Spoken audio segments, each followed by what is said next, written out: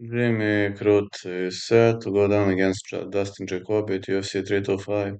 Now, Jimmy Crute is on back-to-back winning skid against Marcin Prachnio and Ivan Ruslan. The guys having brutal submissions as always.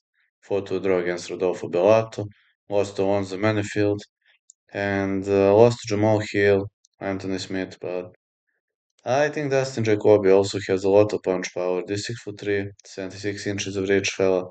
He's so nasty. He destroyed Vitor Petrino, Bruno Lopez, lost to Dominic Reyes, and Alonzo Manifield. Destroyed Kennedy Zechukwu. I think this is to be or not to be. As a, as a guy who analyzes the sport, I'm pretty sure that we are going to have a slugfest, nice fight. And I think Jimmy Crute will be looking to take his opponent down. On the other side, Dustin Jacoby has brutal punch power. I'm saying fight not going the distance, but I think Dustin Jacoby gonna put him to sleep. So as a side, call Jacoby.